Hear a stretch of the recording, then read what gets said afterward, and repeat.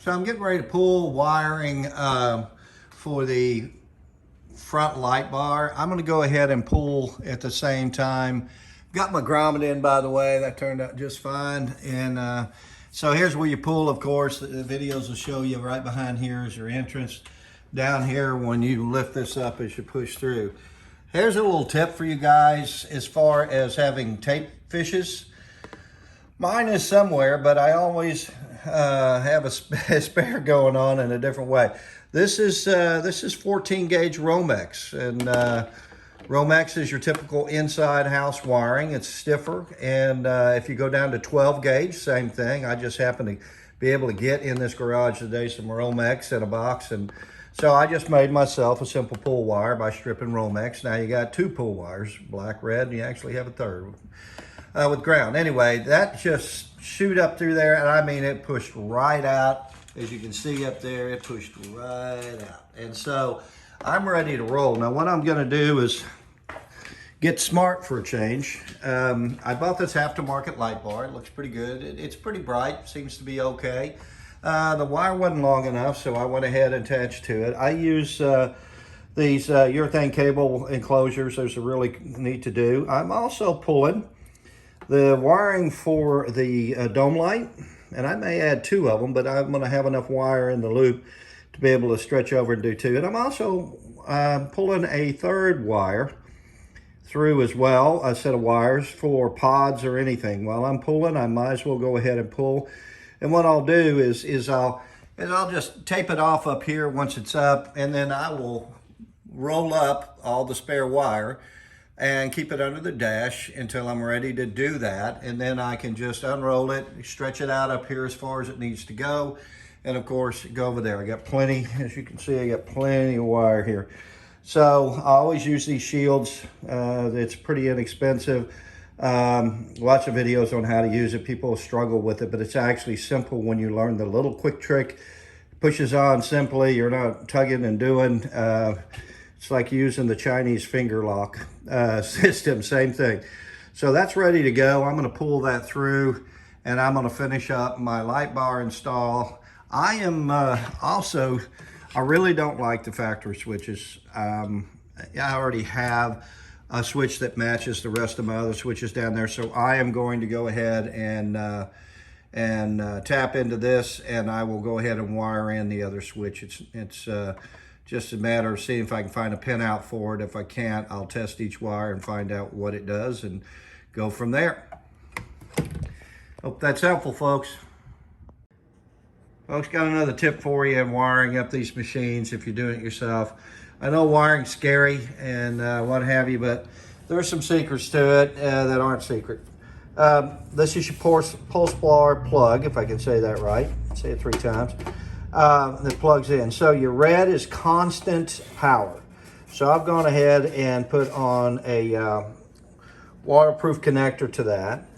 Now what I've done, that's constant on, so I doubt there's very much I'm going to use with that.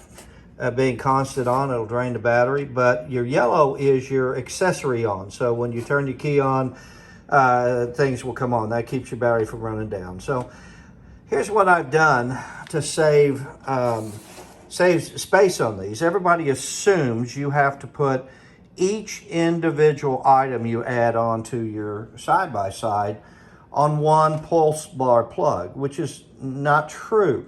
These are heavy duty. They are probably, I'm guessing, looks like they're about 12 gauge to allow heavy current. So what if you have a few items that are drawing very little current, right? Very little amperage. Well, combine those. So what I'm doing, I'm adding an inline fuse. Always, always, always, can't stress it enough. One of some of the reasons why fires happen is people wire direct and there's no fuse in there. Put a fuse past your yellow and then pigtail off.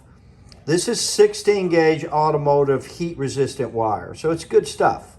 You can find it anywhere on Amazon. And this is, so I will pigtail off 3 pigtails off of that. So you're safe, your fuse before the power, and you're going to pigtail. Well, what am I doing? Number one, I mounted one of my dome lights. I'll probably put 2 of them in there, one on each side. They're pretty inexpensive. And I've got that mounted and ready to go. So look, I mean, it doesn't take much. The amperage on those is so small. And then the second item I'm mounting is my, look how small your wires are. That's usually based on the gauge of your wire and how small the wire is, it's gonna let you know how much current it's drawing. So some of these small wired items are very safe to put in line, in my opinion. Somebody can correct me on that. But when you're drawing very little amperage through there, now the secret too is to be careful what fuse you put in line. This one right now came, I sell these on eBay, or used to. I just make no money on them anymore. I got boxes full.